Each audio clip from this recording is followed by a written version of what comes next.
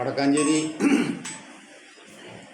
നഗരസഭയുടെ പുതിയ UDFൻ്റെ parliamentary party നേതാവ് എന്ന് പറയുന്ന ശ്രീ എസ് എ ആസാദ് വടക്കാഞ്ചേരിയിലെ കാർഷികേതര ബാങ്കിൻ്റെ പ്രസിഡന്റ് കൂടിയാണ്.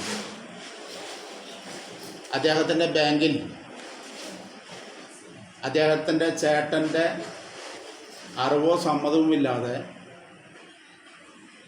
ഏകദേശം 10 ലക്ഷം രൂപയുടെ വ്യാജരേഖ ചമച്ച് തട്ടിപ്പ് നടത്തി എന്നുള്ളതാണ്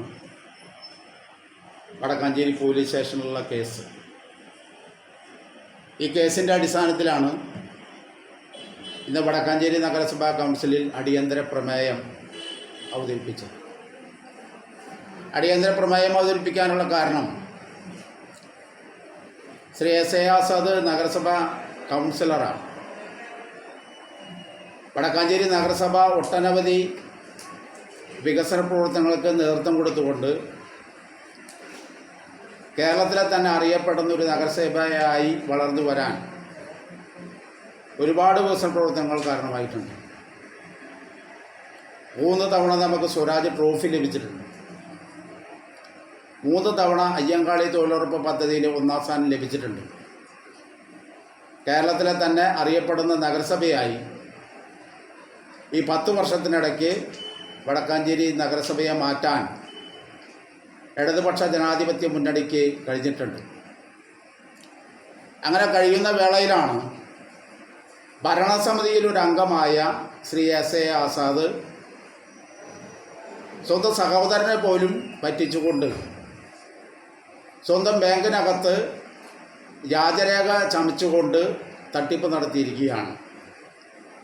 അങ്ങനെ തട്ടിപ്പ് നടത്തിയിട്ടുണ്ടെങ്കിൽ ഒരു ജനപ്രതിനിധി എന്ന രീതിയിൽ ആരോപണ വിധേയനായ അദ്ദേഹം ആരോപണം തെളിയുന്നതുവരെ കൗൺസിൽ സ്ഥാനത്ത് മാറി നിൽക്കണം എന്നാണ് കൗൺസിൽ ഭൂരിപക്ഷ പ്രകാരം ഇന്ന് തീരുമാനിച്ചിട്ടുള്ളത്. സ്വാഭാവികമായും ഒരു ജനപ്രതിനിധി അതിൻ്റെ ധാർമ്മിക മൂല്യങ്ങളാകെ ഉയർത്തിപ്പിടിക്കേണ്ട ആളാണ്. ഭരണഘടനയ്ക്ക് വിരുദ്ധമായ രീതിയിൽ വ്യാജരേഖ ചമച്ച് തട്ടിപ്പ് നടത്തിയ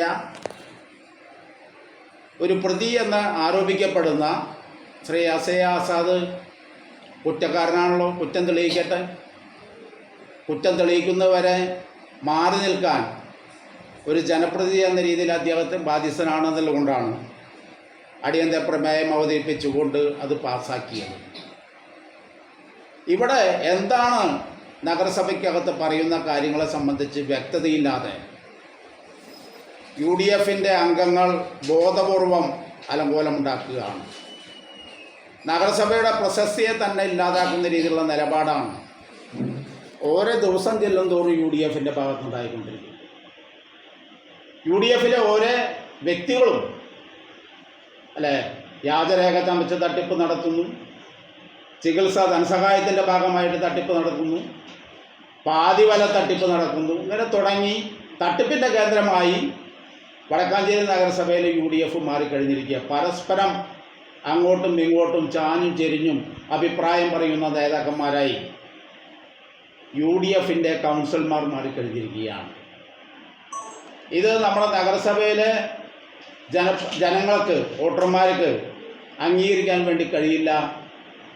നഗരസഭയിലെ ജനങ്ങളുടെ ജനപ്രതിനിധികളാണ് നഗരസഭയിൽ ഇന്ന് ജനപ്രതിനിധികളായിട്ടുള്ളത് എന്നുള്ളതുകൊണ്ട് അഭിപ്രായം പറയാനുള്ള വേദിയാണ് നഗരസഭ.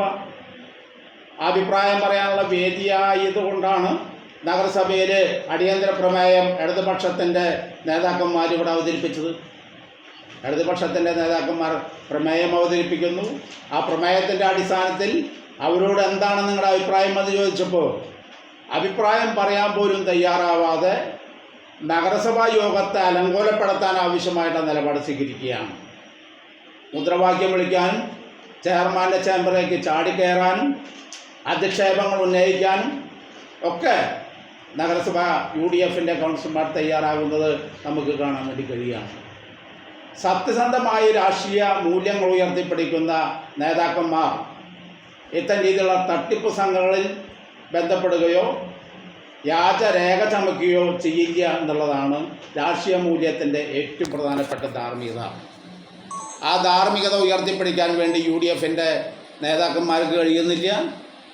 സ്വന്തം സഹോദരനായ ഫാറൂഖാണ് ഇതിൻ്റെ ഭാഗമായിട്ട് പരാതി കൊടുത്തിട്ടുള്ളത്.